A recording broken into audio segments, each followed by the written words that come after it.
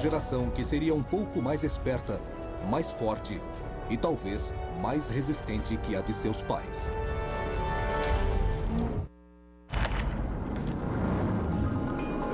Durante todo o período Cretáceo, os dinossauros realizaram danças de acasalamento ritualizadas, perigosas, decisivas. Para os machos, apenas os mais fortes ou mais hábeis ganhavam o direito à recompensa. E apenas seus genes eram passados adiante. Um chifre maior, um folho mais forte, garras mais afiadas, melhor audição, visão ou olfato. Os genes de características menos úteis em algum momento chegavam ao fim da linha. Os fósseis nos ensinam muito a adaptação dos dinossauros, mas pouco revelam sobre seus rituais de acasalamento. Se imaginarmos os grandes tiranossauros de 3, 4 toneladas fazendo danças de acasalamento, você sabe, é um pouco estranho. Mas o que sabemos com certeza é que os riscos do acasalamento eram reais. Os fósseis mostram sinais de ferimentos sérios ou mesmo fatais. Caudas partidas, costelas e vértebras fraturadas, crânios mordidos. Os dinossauros criavam a próxima geração sob seu próprio risco. Se haver uma tentativa de acasalamento por parte do macho, ele precisava ter certeza de que a fêmea estava receptiva. Porque se ela não estivesse, ela podia dizer não de um jeito mais dramático, para não dizer fatal. Existe uma razão para a evolução ter colocado as fêmeas no comando.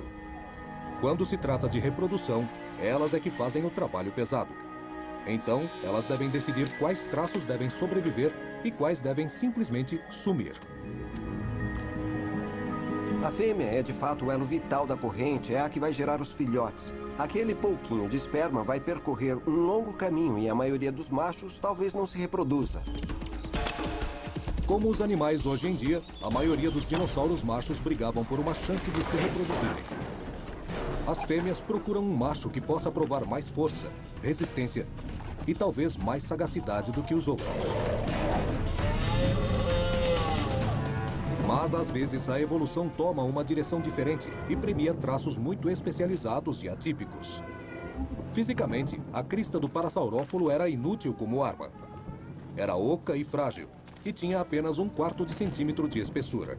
Mas, como ferramenta de comunicação, era uma forma de defesa extraordinariamente eficaz, capaz de transmitir mensagens complexas alertando sobre perigo ou dificuldade. Por mais de 1000 gerações, a crista cresceu em tamanho e o som que ela emitia ficou mais grave, com frequências mais baixas, capazes de percorrer longas distâncias. A habilidade de comunicação altamente desenvolvida se tornou uma vantagem evolutiva importante. E em pouco tempo, as fêmeas só queriam acasalar com os machos dotados de belas cristas. Era um órgão gerador de som. Sua única função era emitir sons específicos quando o ar passava por dentro do tubo. E como cada espécie tinha um formato específico, cada espécie tinha seu próprio som. Mas como exatamente a evolução criou uma crista óssea capaz de produzir sons que viajavam quilômetros? A resposta é simples. Para um parasaurófilo, os mesmos traços que possibilitavam a sua sobrevivência num mundo selvagem, logo se tornam os traços que atraíam uma parceira. Para um macho saudável, um instrumento de comunicação era também a ferramenta perfeita para atrair o sexo oposto. Era uma estrutura semelhante a um trombone sobre a cabeça e era usada para produzir música durante a corte. Os machos chamavam durante o período de acasalamento, tentando seduzir diversas fêmeas. E as fêmeas desafiavam os machos a se colocarem à prova, porque o ponto central da corte é que os machos mentem e as fêmeas são céticas. Então as fêmeas céticas provocam os machos a mostrar cada vez mais provas e provas e provas, para persuadirem as fêmeas a acasalar. Isto se chama seleção sexual. E como na seleção natural, ela significa que as fêmeas escolhem traços nos machos que tornam a sobrevivência da sua prole mais provável. Multiplique estas escolhas por milhares de gerações, e de repente as garras dilacerantes dos deinônicos estavam mais afiadas, rápidas e fatais. Os chifres dos triceratops estavam mais compridos e seu escudo mais resistente. E a crista do parasaurófalo havia evoluído, e suas habilidades de comunicação estavam cada vez mais desenvolvidas. A grande preocupação de uma fêmea de parasaurófalo no período reprodutivo seria conferir os machos. Ou seja, procurar quais pareciam ser os mais saudáveis e, portanto, potencialmente melhores pais da próxima geração. A evolução não só aperfeiçoou as habilidades de emitir sons do parasaurófalo, ela também selecionou os genes para aprimorar sua capacidade de escutar e interpretar tais sons. Vários parasaurófalos machos ficariam emitindo chamados muito altos, muito roucos, de um tipo muito especial.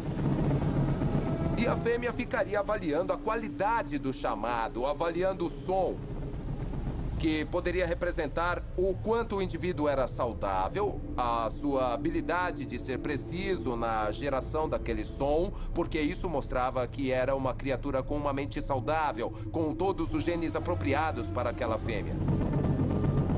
Os machos com as maiores cristas podiam produzir frequências mais ricas e graves, sons que podiam viajar quilômetros. Essas baixas frequências se tornavam especialmente atraentes para as fêmeas. Diversos parasaurófalos competiam uns com os outros com esses chamados sonoros. E as fêmeas talvez respondessem dizendo: "Ei, garotão, essa música é linda, você é o cara certo para mim." Modificações genéticas ao longo do tempo equiparam os parasaurófalos para captar e emitir sons de baixas frequências. Com o tempo, eles desenvolveram a capacidade de enviar e receber vibrações de frequências extremamente baixas, chamadas infrassom.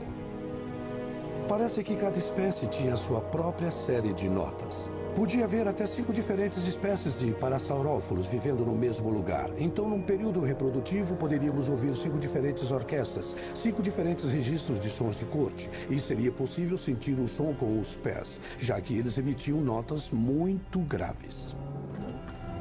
Mas o parasaurófalo era a exceção, não a regra. Para a maioria das fêmeas do Cretáceo, encontrar um macho que fosse mais forte, mais sagaz e com mais armas de ataque e defesa que os outros era crucial. Mas não era só isso. Para um Tiranossauro Rex macho, sobreviver até a idade adulta era um sinal de que ele teve uma boa criação. Sem dúvida, também havia desenvolvido boas habilidades de caça.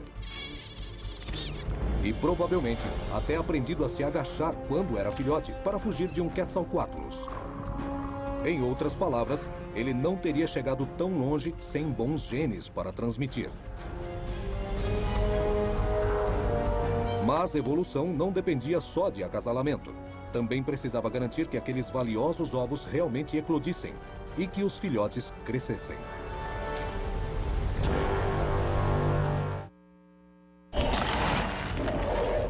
No mundo pré-histórico do Cretáceo, vagavam criaturas imensas, impressionantemente assustadoras e inacreditavelmente bizarras. Mas todo dinossauro, não importa o quão radical fosse, nascia de um ovo. E a evolução, além de garantir a ele um corpo engenhoso, lhe proporcionava um dos ovos mais avançados da história deste planeta. O ovo é como uma cápsula espacial. Tudo que o embrião vai precisar está ali dentro.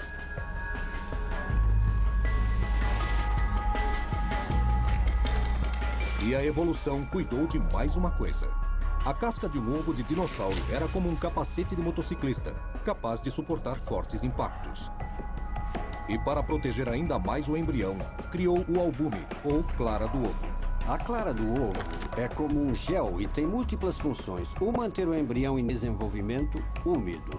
Mas ela também age na absorção de choque, porque se o ovo é sacudido, você não vai matar o embrião que está crescendo com um choque súbito. Um ovo bem estruturado aumenta as chances do embrião conseguir nascer. E ao crescer, esse indivíduo transmitirá as mesmas características genéticas que o salvaram nas primeiras semanas de vida. Dentro de sua pequena casa, uma única célula fertilizada se dividia rapidamente. As novas células se tornavam uma miríade de tecidos que iriam criar os ossos, a pele, os nervos e os órgãos. A divisão celular também formava o cérebro, os sentidos e as armas necessárias para proteger o dinossauro ao crescer. Na fase embrionária, diferenças genéticas mínimas, mudanças que podem afetar um traço em 1 bilhão, faziam a diferença entre um filhote que iria sobreviver e um que seria engolido, pisoteado ou mesmo que morreria de fome. Poder ver um Tiranossauro Rex bebê saindo do ovo deve ser algo comparável à emoção de viajar pelo espaço. Quer dizer, talvez eu pagasse um pouco mais para ir ao espaço do que para ver o Tiranossauro nascer, mas não muito mais. A era dos dinossauros foi uma era de biodiversidade sofisticada. Diversidade que prova uma coisa: a evolução cria não apenas uma, mas muitas estratégias de sobrevivência. Mas para uma criatura, a estratégia criada parece cruel. Ao longo da vida, uma fêmea de Sauroposeidon produzia milhares de ovos, mas só 2 ou 3 filhotes sobreviviam até a idade adulta. Isso quer dizer que muitos, quase todos os filhotes seriam mortos e comidos pelos predadores. Perder praticamente todos os seus filhotes para os carnívoros pode parecer um pesadelo evolutivo, mas na verdade é o oposto. Aquele sobrevivente, 1 em 3.000, podia carregar a característica distintiva que lhe dava a habilidade de fugir rapidamente enquanto seus irmãos eram devorados. Ou podia ter herdado uma combinação genética que permitisse que ele crescesse mais forte, maior e talvez um pouco mais veloz. O Sauroposeidon provavelmente cavava seu ninho fazendo um buraco com a pata traseira, agachava, botava alguns ovos, talvez 5 ou 6, talvez uma dúzia, cobria o ninho e saía andando, esquecendo-se dele. Por meses, os ovos do Sauroposeidon ficavam abandonados à própria sorte, aquecidos e protegidos apenas por terra e folhas em decomposição. Os ninhos eram campos de extermínio. Acredito que muitos ninhos de Sauroposeidon eram destruídos pelos predadores antes que os bebês pudessem eclodir. E mesmo com tantas adversidades, os Sauroposeidons prosperaram por mais de 15 milhões de anos. Eles são uma história de sucesso evolutivo. Mas alguns cientistas acreditam que eles poderiam ter ido mais longe ainda. Se eu fosse projetar um Super Sauroposeidon, daria a ele um cérebro maior porque o investimento seria insignificante. Estamos falando de alguns quilos a mais no animal de 40 ou 50 toneladas, mas se fosse mais inteligente, ele cuidaria mais dos filhotes. Os bebês seriam mais espertos e ele gastaria menos recursos na reprodução e mais recursos no crescimento. Crescer mais quando já se pesa 50 toneladas parece impossível, mas não é. Se eu quisesse criar um Sauroposeidon de 200 toneladas, colocaria mais 3 quilos de cérebro. Nenhum animal terrestre jamais atingiu 200 toneladas, mas a evolução manteve os dinossauros vivos por 165 milhões de anos. Eles se adaptaram a um mundo de tremendas mudanças geológicas e extremas temperaturas globais. Um mundo onde quase nada permanecia igual. De repente, o desastre aconteceu. Os dinossauros desapareceram da face da Terra. Parece que eles se foram para sempre. Será que foram?